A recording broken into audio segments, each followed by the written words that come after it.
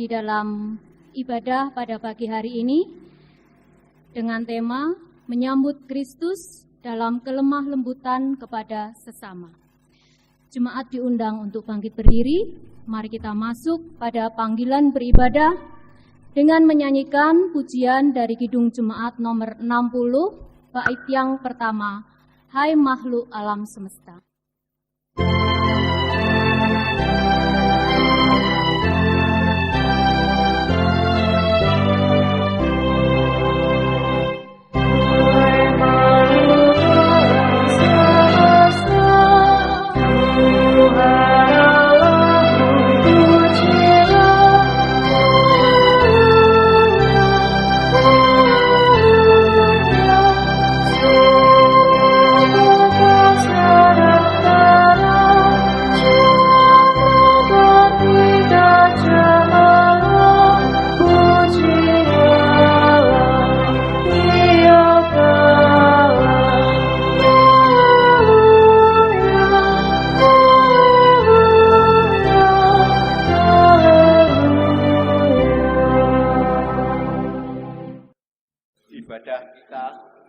Kita awali dengan khotbah dan salam. Tuhan yang menciptakan langit dan bumi adalah sumber pertolongan kami. Oleh karena itu terimalah salam rasuli, kasih karunia dan damai sejahtera dari Allah Bapa kita dan Tuhan Yesus Kristus ada pada saudara sekalian. Amin. Amin. Kita bersama-sama memuliakan nama Tuhan, bait yang kelima, Kidung Jemaat nomor 60.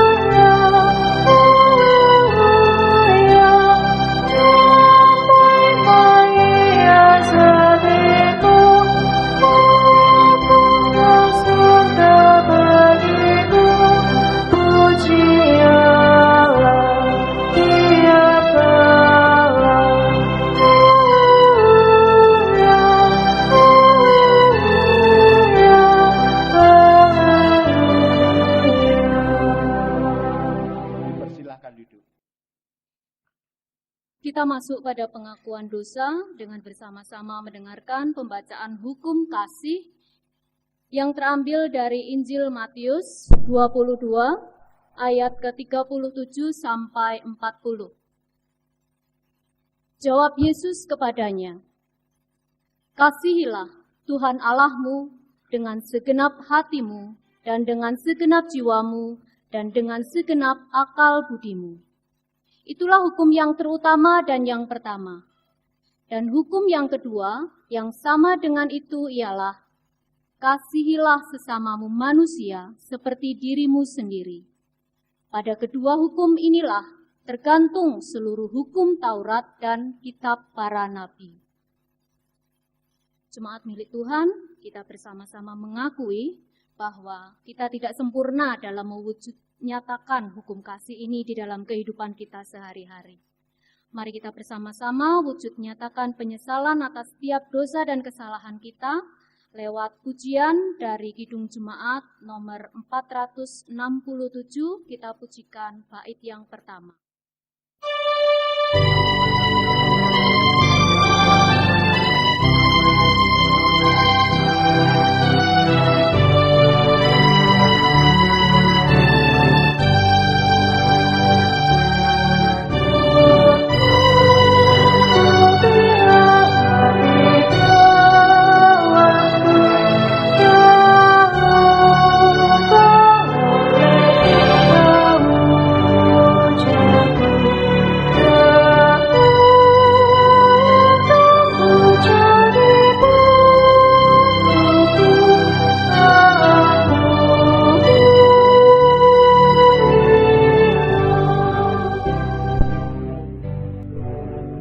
Kita juga akan bersama-sama menerima berita anugerah dan petunjuk hidup baru.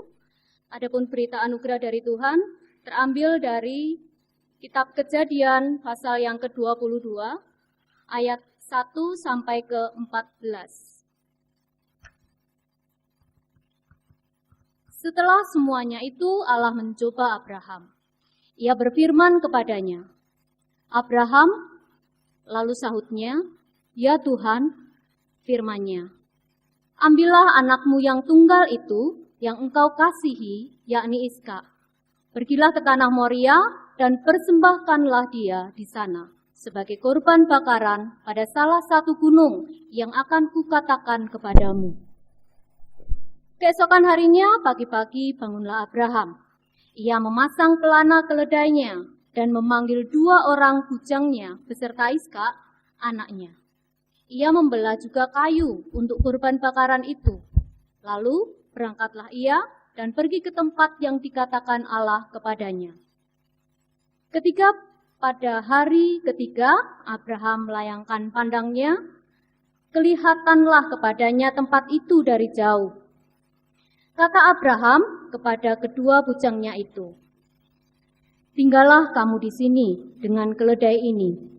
Aku beserta anak ini akan pergi ke sana. Kami akan sembahyang. Sesudah itu kami kembali kepadamu." Lalu Abraham mengambil kayu untuk korban bakaran itu dan memikulkannya ke atas bahu Ishak anaknya. Sedang di tangannya dibawanya api dan pisau. Demikianlah keduanya berjalan bersama-sama. Lalu berkatalah Ishak kepada Abraham ayahnya, "Bapa," sahut Abraham, "Ya anakku." Bertanyalah ia, "Di sini sudah ada api dan kayu, tetapi di manakah anak domba untuk korban bakaran itu?" Sahut Abraham, "Allah yang akan menyediakan anak domba untuk korban bakaran baginya, anakku." Demikianlah keduanya berjalan bersama-sama. Sampailah mereka ke tempat yang dikatakan Allah kepadanya. Lalu Abraham mendirikan mezbah ke situ, disusunyalah kayu, diikatnya Ishak anaknya itu, dan diletakkannya di mezbah itu di atas kayu api. Sesudah itu Abraham mengulurkan tangannya, lalu mengambil pisau untuk menyembelih anaknya. Tetapi berserulah malaikat Tuhan dari langit kepadanya, "Abraham, Abraham," sahutnya, "Ya Tuhan."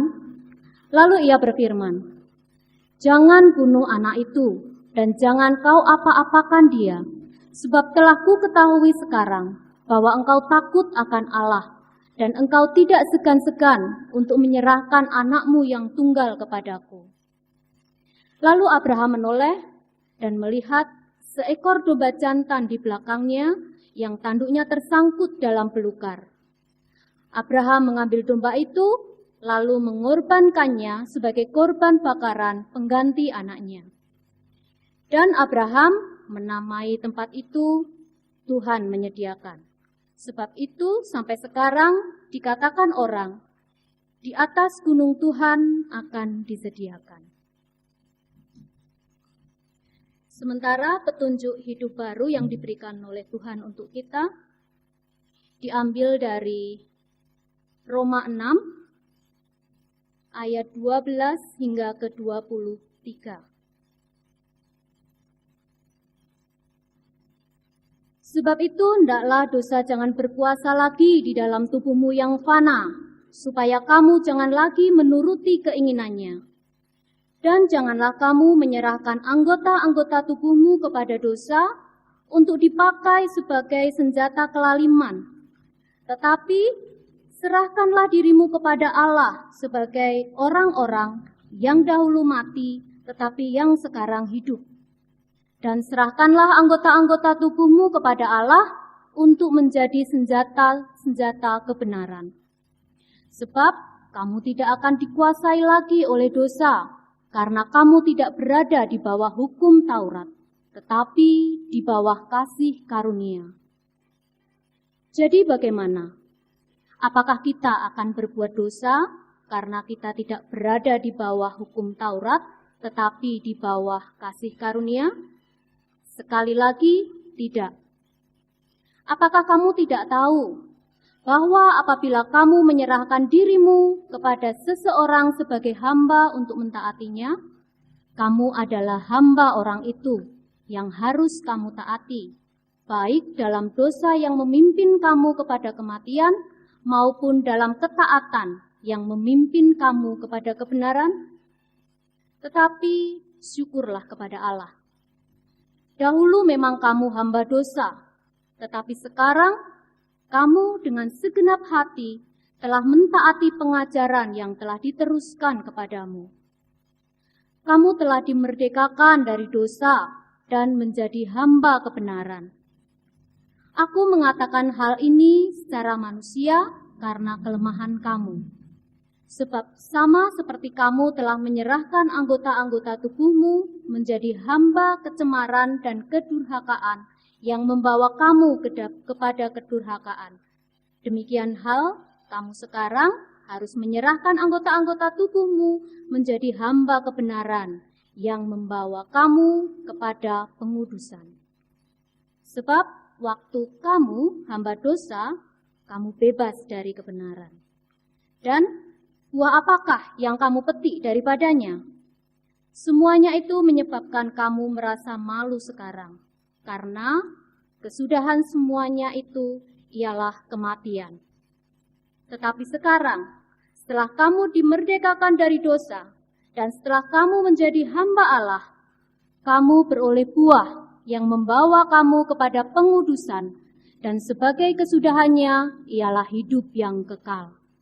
Sebab upah dosa ialah maut, tetapi karunia Allah ialah hidup yang kekal dalam Kristus Yesus Tuhan kita. Mari kita menyanyikan nyanyian kesanggupan dari Kidung Jemaat nomor 353 bait yang pertama. Sungguh lembut Tuhan Yesus.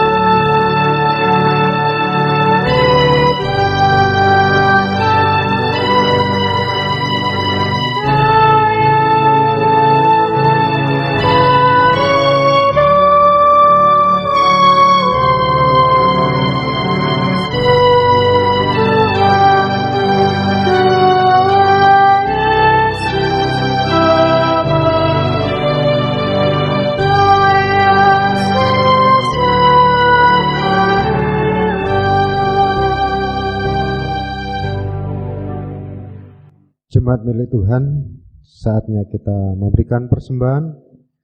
Sebelum kantong beredar, mari kita dasari melalui Mazmur 13 yang demikian firman Tuhan. Doa kepercayaan untuk pemimpin biduan Mazmur Daud.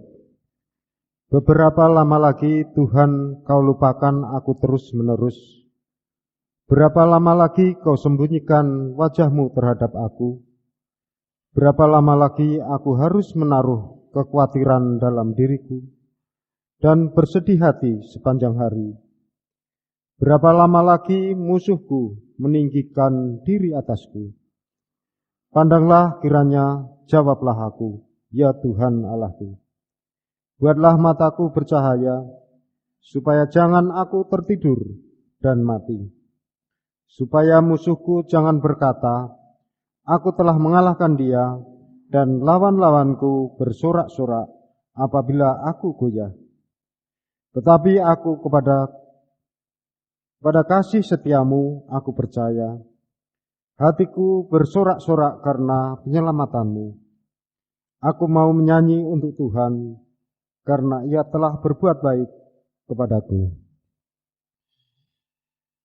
Sambil kantong beredar, mari kita memuji dan memuliakan nama Tuhan melalui Kidung Jemaat 363 bait yang pertama. Bagi Yesus kuserahkan.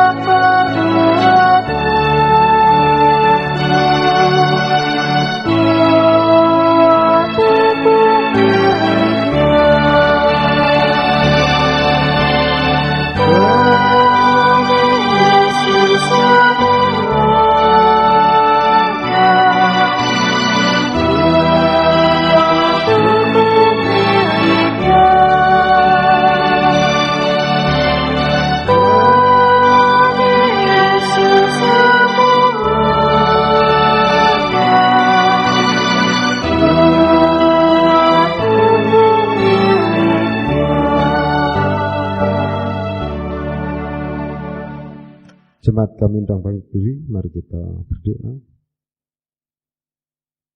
Bapa yang bertata dalam kerajaan surga, yang boleh kami sembah hanya dalam nama Tuhan kami Yesus Kristus. Terima kasih Tuhan atas anugerah Tuhan yang begitu nyata dalam kehidupan kami hari lepas hari. Bahkan Tuhan telah mencurahkan berkat rezeki yang melimpah dalam kehidupan kami. Terima kasih Tuhan, terima kasih. Pada kesempatan ini Tuhan kami membawa persembahan yang Tuhan berikan melalui pekerjaan dan usaha kami.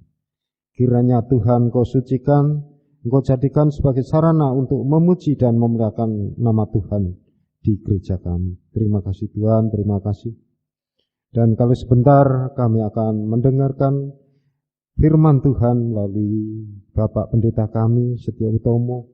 Tuhan kiranya Engkau urapi melalui kuasa Roh Kudus Tuhan dan dimampukan untuk kami yang akan mendengarkan untuk senantiasa mengerti apa yang Tuhan kehendaki. Terima kasih Tuhan, terima kasih. Ampuni segala dosa dan pelanggaran kami Tuhan, hanya di dalam nama Tuhan kami Yesus Kristus kami telah berdoa dan mengucap syukur. Amin. Dipersilahkan duduk kembali. Jemaat milik Tuhan Yesus Kristus, bacaan Injil kita terima melalui kesaksian Injil Matius pasal 10 ayat 40 sampai dengan 42. Injil Matius pasal 10 ayat 10 sampai dengan 42. Barang siapa menyambut kamu, ia menyambut aku. Dan barang siapa menyambut aku, ia menyambut Dia yang mengutus aku. Barang siapa menyambut seorang nabi sebagai nabi, ia akan menerima upah nabi. Dan barang siapa menyambut seorang benar sebagai orang benar, ia akan menerima upah orang benar. Dan barang siapa memberi air sejuk secangkir saja pun kepada salah seorang yang kecil ini, karena ia muridku, aku berkata kepadamu, sesungguhnya ia tidak akan kehilangan upahnya daripadanya. Yang berbahagia ialah mereka yang mendengarkan firman Tuhan dan yang memelihara. Haleluya. Amin. Bapak, Ibu, Saudara yang terkasih di dalam Kristus Yesus, menyambut Kristus dalam kelemah lembutan kepada sesama. Itu tema yang disodorkan kepada kita di minggu biasa ke-13 saat ini. Bapak, Ibu, bacaan, baik Kejadian, Mazmur, Roma maupun Injil Matius, semuanya berbicara tentang bagaimana kita menyambut dan mengikuti Kristus. Darinya Bapak Ibu, kita bisa mendapatkan rahasia sukses kehidupan. Karena apa? Karena menyambut dan mengikut Kristus, itu pada akhirnya berbicara tentang gaya hidup. Berbicara tentang kesadaran ada semesta baru, ada habitus baru, ada gaya hidup dan perilaku baru. Apa gaya hidup dan perilaku baru itu? Yaitu gaya hidup atau perilaku yang memberi kehidupan. Bukan gaya hidup atau perilaku yang diisi dengan kekerasan atau ketakutan. Mari kita cermati dari keempat bacaan yang kita terima di minggu ini. Bagi banyak orang Kristen, kisah Abraham dan Ishak sebenarnya metafor dari peristiwa salib. Hal itu menggambarkan peristiwa salib. Kisah ketaatan Abraham. Kisah Abraham yang tidak segan-segan menuruti perintah Tuhan. Ini sebenarnya juga berbicara, menubuatkan tentang gaya hidup Kristus. Ketaatan perilaku Kristus. Kita tahu bersama kisah kasih Allah yang selalu mengejar hubungan dengan manusia. Dan kisah kasih Allah yang ingin merangkul, memeluk umat manusia. Pada akhirnya harus dibiayai dengan menuntut kematian putranya sendiri untuk mendamaikan dirinya dengan manusia yang berdosa. Jadi kisah Abraham dan Ishak ini adalah kisah kurban penebusan yang dilakukan oleh Allah sendiri. Meskipun kita tahu itu berarti manusia Yesus harus rela berkorban. Rela kehendak bebasnya dipakai untuk melayani kehendak ilahi. Kita diingatkan ketika di Getsemane, Tuhan Yesus mampu berdoa. Jauhkanlah cawan ini dari hadapanku. Namun kehendakmu jadilah. Ini sebagai wujud ketaatan Kristus. Bapak Ibu yang terkasih, ketaatan yang tentu membutuhkan kerendahan hati. Kita lihat juga dalam bacaan Mazmur 13 tadi. Bacaan Mazmur 13 pada dasarnya menggabungkan dua fakta yang sering bertabrakan. Yaitu fakta harapan dan fakta keputusasaan. Oleh pemazmur, kelihatannya Tuhan dirasa meninggalkan dirinya. Makanya berkali-kali pemazmur mengatakan, berapa lama lagi Tuhan? Berapa lama lagi? Dan itu berulang-ulang ada di mulut pemazmur. Pemazmur membawa segala kesusahan dan penderitaannya kepada Tuhan dengan didasarkan pada harapannya. Bahwasannya Allah akan kembali dan menolong. Bapak Ibu, di masa saat ini tentu banyak dari kita yang memiliki situasi hidup hampir sama dengan pemazmur. Seolah-olah merasakan ada situasi ketidakhadiran ilahi. Banyak dari kita yang bertanya, berapa lama lagi Tuhan? Berapa lama lagi? Jadi ada perasaan ditinggalkan oleh Allah. Namun saudara terkasih, sesuatu yang indah dari pemazmur adalah pada akhirnya harapannya lah yang menang. Akhirnya ia menyerahkan kebebasannya, apa yang terjadi pada dirinya. Ia menyerahkan dirinya seutuhnya kepada Allah. Apa mau dan kehendak Allah, yang penting Allah hadir. suatu wujud ketaatan, kerendah hatian untuk bersandar, menerima apa yang menjadi kehendak Allah. Sementara itu dalam bacaan Roma, di sana minimal 2 kali ada kata taat. Paulus berbicara juga tentang gaya hidup orang percaya. Paulus memaparkan perbuatan dosa membawa kita menjauh dari Allah. Pemberontakan kepada Allah. Menjauhkan kita tidak hanya dari Allah tapi juga kepada sesama. Ada anasir pemberontakan kepada Allah.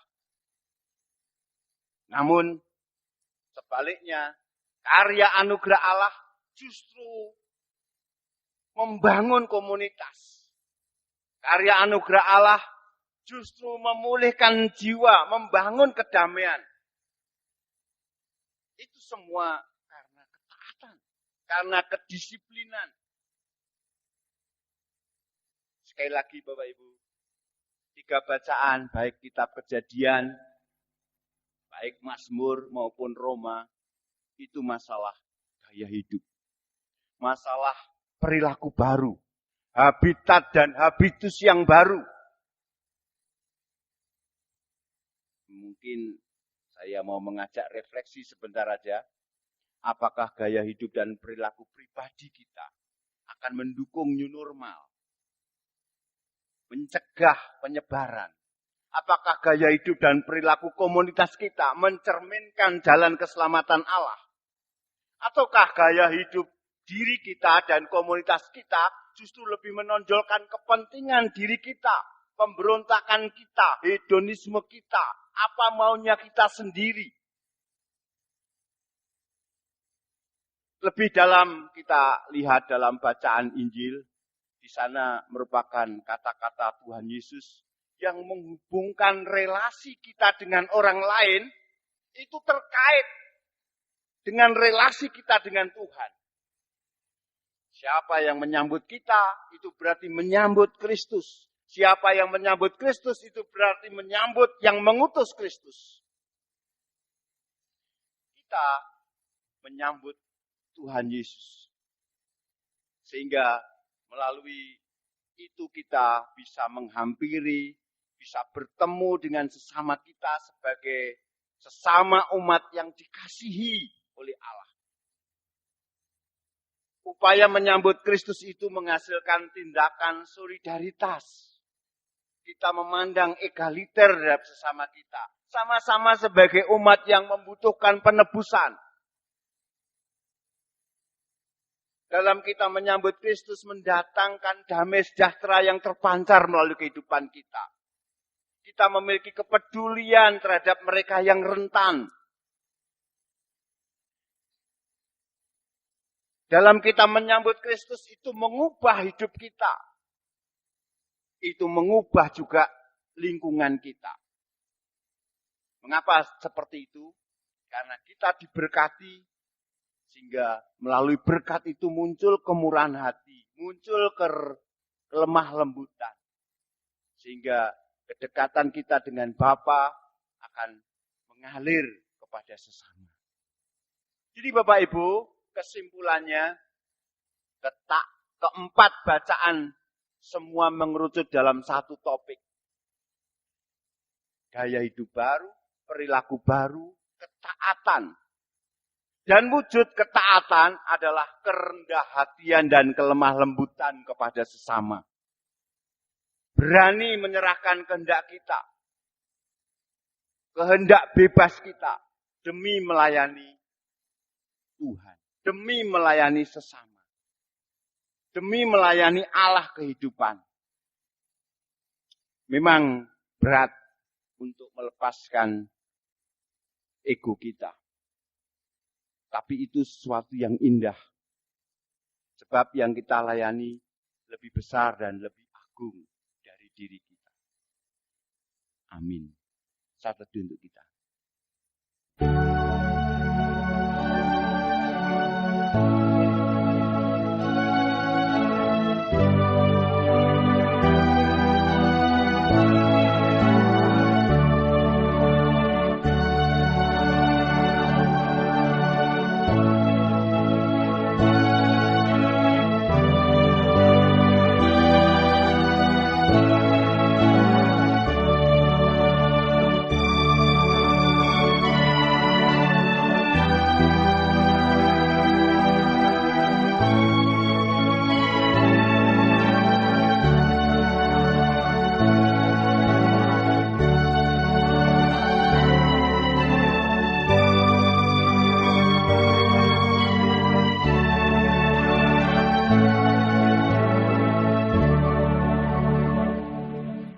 Bapak Ibu yang terkasih, mari kita berdoa, doa Bapa kami bersama-sama.